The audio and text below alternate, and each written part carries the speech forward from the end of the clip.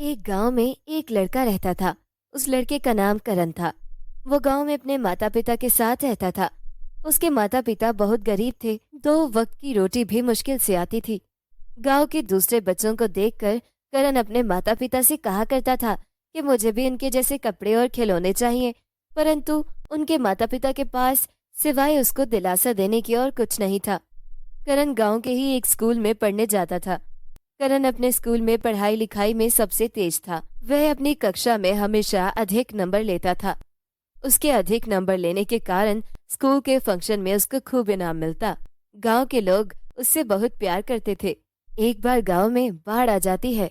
उस बाढ़ में करण का स्कूल बह जाता है। करण के गांव में वही एक स्कूल था। अब करण अपनी शिक्षा से विचलित हो जाता है। देखते ही देखते कई साल बीत जाते हैं। करण अपनी सारी पढ़ाई लिखाई भूल जाता है। गांव से दूर एक स्कूल था।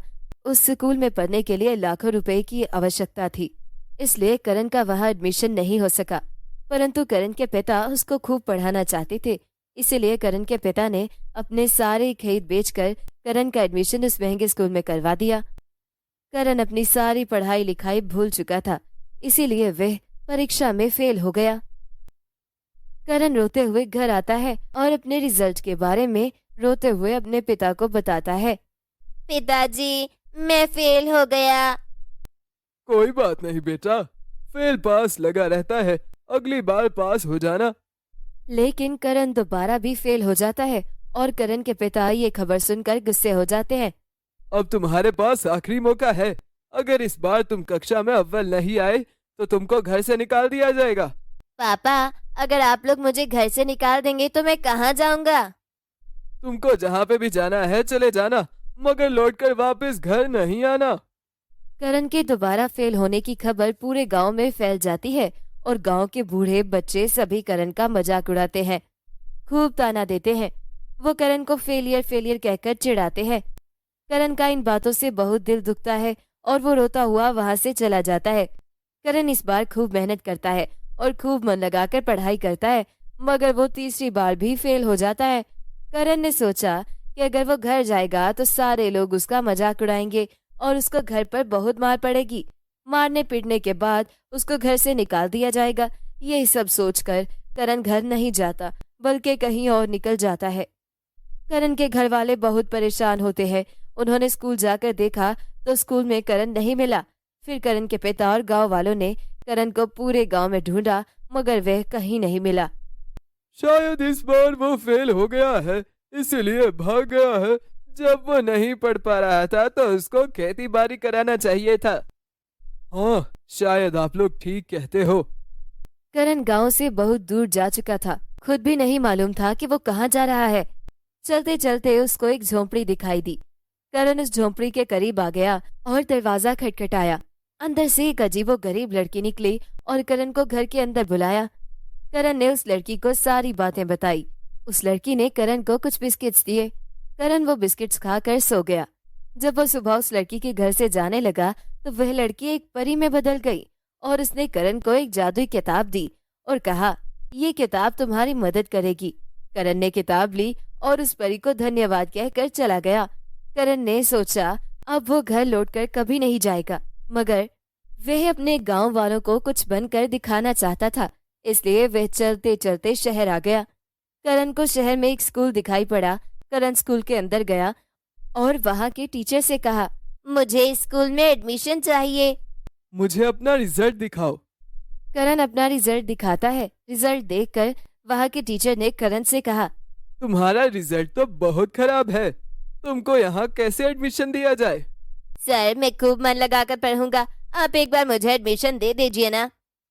करण की ये बात सुनकर टीचर ने कहा, ठीक है, कल हम तुम्हारा टेस्ट लेंगे। अगर तुमने टेस्ट पास कर लिया तो तुमको एडमिशन दे दिया जाएगा, वरना तुमको यहाँ एडमिशन नहीं मिल सकता। फिर करण वहां से चला गया और फुटपाथ पर जाकर बैठ गया।